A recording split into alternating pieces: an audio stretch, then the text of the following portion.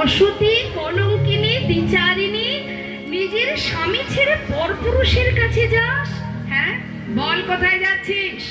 রাধারানী তো কোনো কথাই বলছে না, কুটিলা নিজের মতো বলেই যাচ্ছে। কিরে অসময়ে কোথায় যাচ্ছিস উত্তর দে।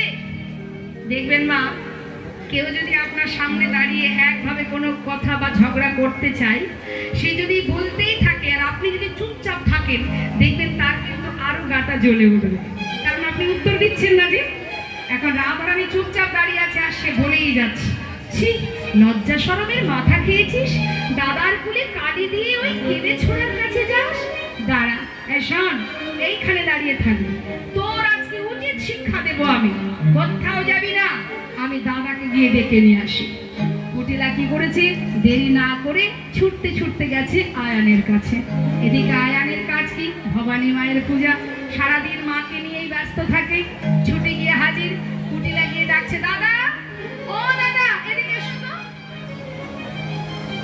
সারাদিন তো মাকে নিয়ে পড়ে থাকো, ঘরের বউটা কোথায় যায় না যায় সেদিকে লক্ষ্য আছে তোমার?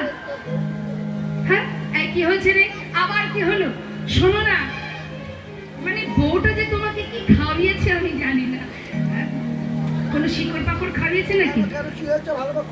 না মানে বুঝতে পারি না। তুমি দেখি ওই বোর কথায় ওঠো আর বসো, ওঠো আর বসো। তোমার বউ যাচ্ছে তোমার কুলে কালি দিয়ে কেলে ছোড়ার কাছে, লক্ষ্য আছে সেদিকে তোমার? আয়ান বলছে, শোন কুটিলা, এই প্রতিদিন তোর এই কথা আমার আর সহ্য হয় না। এই তুই কি প্রমাণ দিতে পারবি? হ্যাঁ, আজ হাতে নাতে প্রমাণ দাঁড় করিয়ে রেখেছি, চলো আমার সঙ্গে। যেই না বলেছে আয়ান বলছে, তবে শোন কুটিলা, যদি দেখি ঘরের বউ যাচ্ছে পরপুরুষের কাছে, ওকে মায়ের কাছে বলি দিয়ে তবে ঘরে ঢুকবো। আর যদি দেখি কথাটা মিথ্যা, তুই বুঝতে পারছিস তো তোর কি হাল হবে। আর আমি তোকে বাঁচিয়ে রাখবো না, প্রতিদিন তোর এই জ্বালা আমি আর সহ্য করতে পারছি না। তবে বেশ, দাঁড়া এখানে। আয়ান কি করেছে মা? ক্রোধেতে আয়ান হয়ে কম্পমান,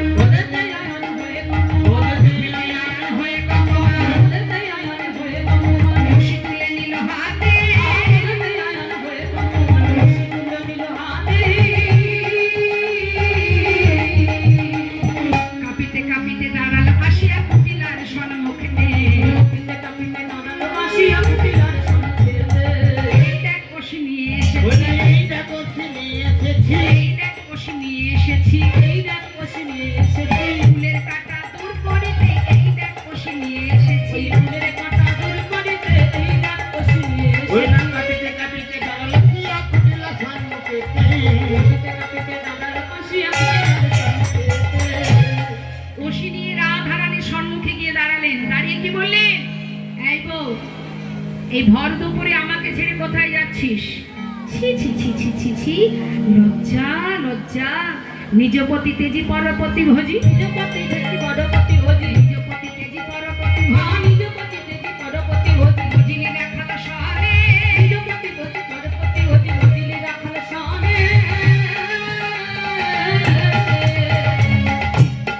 হলো পূর্ণকাল ঘুচাব জঞ্জাল এই ছিল তোর কপালে হলো পূর্ণকাল ঘুচাব জঞ্জাল এই ছিল কপালে পূর্ণকাল ঘুচাব জঞ্জাল এই ছিল তোর কপালে হলো পূর্ণকাল ঘুচাব জঞ্জাল এই ছিল কপালে রাধে তোর প্রাণ না শিব রাধে তোর প্রাণ ওই না রাধে তোর প্রাণ না শিব রাধে তোর প্রাণ না শিব ফুলের কাটা দূর করিব রাধে তোর প্রাণ না শিব ফুলের কাটা দূর করিব রাধে তোর প্রাণ না শিব হলো পূর্ণকাল ঘুচাব জঞ্জাল এই ছিল তোর কপালে হলো পূর্ণকাল ঘুচাব জঞ্জাল এই ছিল তোর কপালে হলো পূর্ণকাল ঘুচাব জঞ্জাল এই ছিল কপালে তোর পাপে পরিপূর্ণ হয়ে গেছে এবার তোকে মরতে হবে এই বলে যখনই অসি তুলেছে মা রাধারানী চিন্তা করলেন আর তো নয় এবার আয়ানকে পুরবের কথা জানাতে হবে বিলম্ব না করে মা যোগমায়াকে স্মরণ করলেন মা যোগমায়া যোগেশ্বরী রাধারানীর অঙ্গে প্রবেশ করে কালী মূর্তি হয়ে দাঁড়ালেন প্রেমময়ী রাধারানী কি করলেন নবকদম্বিনী যিনি রসের পরিপাটি নবকদম্বিনী যিনি রসের পরিপাটি ওই নবকদম্বিনী ঝিনি আজ রথের পুরি পায়ে তোরা দেখে যা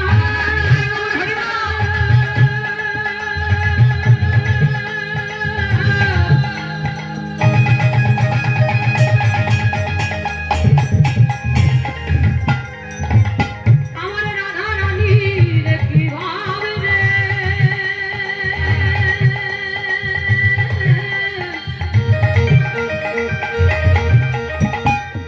দেখে যা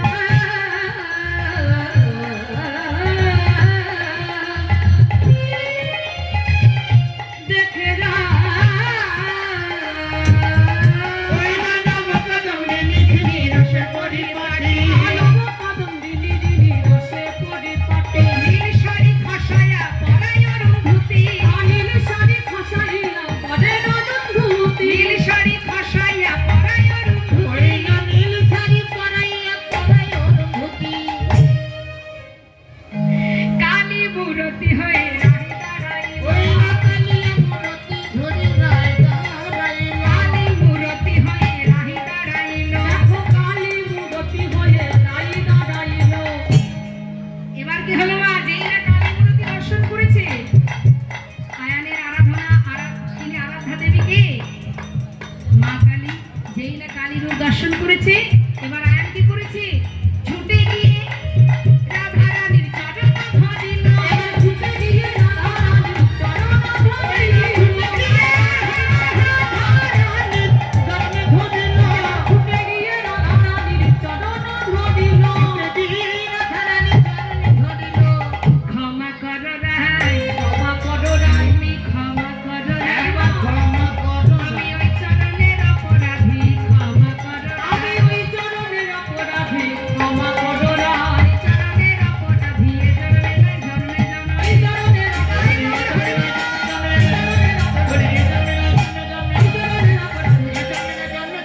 ক্ষমা করো রাই ছুটে গিয়ে রাধারানীর চরণ ধরে এবার আয়ান ক্ষমা করো বলে কাঁদছে রাধারানী বললেন চেয়ে দেখ রে সুতাপা ভেবে দেখ সেই পুরাবের কথা তুই কে ছিলি আর আমি কে ছিলাম তুই সাধনা করেছিলি প্রভুর কাছে হে বিষ্ণুর কাছে সাধনা করেছিল সুতাপামণি কি যে তোমার বামে যে লক্ষ্মী তাকে আমি আমার পত্নী রূপে লাভ করতে চাই তখন বিষ্ণু বলেছিল দেখো সুতপা এ বর তুমি চেও না আমাকে লক্ষ্মী ছাড়া করো না তুমি অন্য কোনো বর চাও কিন্তু সুতপা কোনো কথা না শুনে চারিদিকে অগ্নি প্রজ্বলিত করে এক পায়ে দাঁড়িয়ে কঠিন তপস্যা করেছিল সিদ্ধান্ত তার একটাই তোমার বামে যে লক্ষ্মী তাকে আমি আমার পত্নী রূপে লাভ করতে চাই বাঞ্ছা কল্পতরু ভগবান এসে জিজ্ঞাসা করলেন রে সুতপা তুমি কি তোমার মত বদলেছ না প্রভু আমার এটাই বাসনা তোমার বামে লক্ষ্মীকে আমি আমার পত্নী রূপে চাই তাই ভগবান বাঞ্ছা কল্পতরু বাঞ্ছা পূর্ণ করেছিলেন মা কিন্তু না